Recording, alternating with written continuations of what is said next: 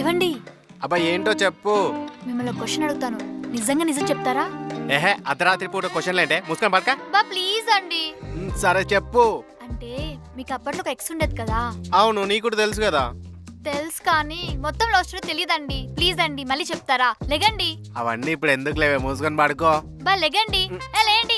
బా చెప్పండి చెప్పండి. చెప్తా. యాక్చువల్లీ ఆ రోజు దీపావళి. నేను బైక్ పైన అలా వెళ్తుంటే బైక్ ట్రబుల్ ఇచ్చి ఆగిపోయింది. అలా స్టాండ్ చేసి పక్కన పెట్టి తన పైన కూర్చొని ఉండే. అప్పుడే ఒక కార్ వచ్చి ఇలా ఆగింది. ఆ కార్లో నుంచి ఒక అమ్మాయి దిగి ఒక చిచ్చుపుట్టు వెలిగించింది. ఆ చిచ్చుపుట్టు వెలుగులో నుంచి ఆ అమ్మాయి కాళ్ళు, ఆ అమ్మాయి నడుము, ఆ అమ్మాయి మెడ ఫేస్కొస్తే. తొలి ప్రేమ లవ్ స్టోరీ అడగలేదండి, మీ లవ్ స్టోరీ అడిగాను. చెప్తా. యాక్చువల్లీ మేమిద్దరం ఆఫీస్లో టీమ్మేట్స్. తను అలా నడుచుకుంటూ వస్తుంటే ఒక అప్సరస నడుచుకుంటూ వచ్చినట్టు అనిపించేది. ఆ అమ్మాయి కళ్ళుంటాయే చాలా బాగుంటాయి. ఆ అమ్మాయి నవ్వుతుంటే ముత్యాలు రాలుతాయి. ఆ అమ్మాయి గురించి చెప్పాలంటే అవి వింటుంటే అసలు ఎంత బాగుంటుందంటే అంత బాగుంటుంది. అయితే వెళ్ళి ఆ అప్సరసతోనే పడుకోండి. వెళ్తున్నాం. తనే అడిగింది, తనే నా లవ్ స్టోరీ చెప్పమంది, తనే అలిగి వెళ్ళిపోతుంది.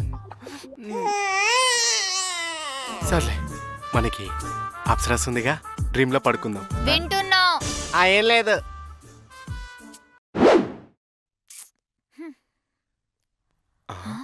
ఇవ్వండి, వచ్చేసారా? వెళ్దాం పదండి. ఎక్కడికే?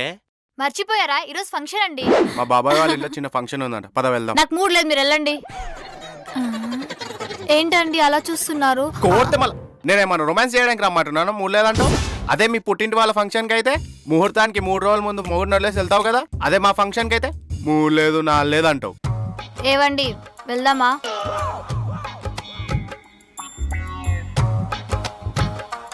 ఏంటే కటన్ కట్ చేసి మరి కుట్టించుకున్నావా? అడిగితే డబ్బులు ఇస్తున్నాయి కదా. ఇదేం కటన్ డ్రెస్ కాదు. లాస్ట్ టైం వదిన షాపింగ్కి వెళ్ళినప్పుడు 1+1 ఆఫర్లో డ్రెస్ కొనిందని చెప్పా కదా, అది ఇదే. సిగ్గుండాలి అలా మాట్లాడడానికి. అదే మీ పుట్టింటి వాళ్ళ ఫంక్షన్కి అయితే ఏదో జ్యువెలరీ షాప్కి యాడ్ ఇచ్చే హీరోయిన్లా రెడీ అవుతావు.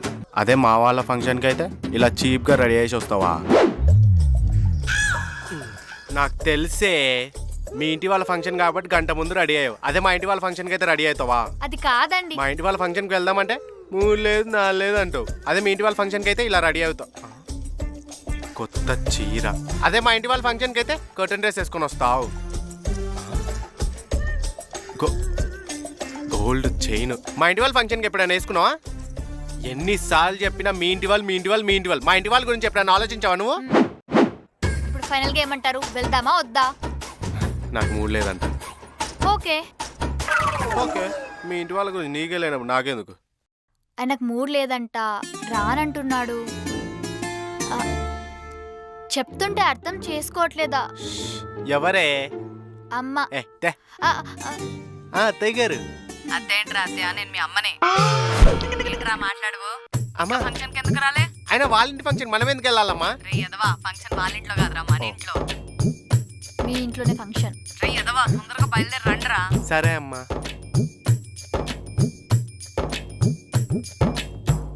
ఫంక్షన్కి వెళ్దామా?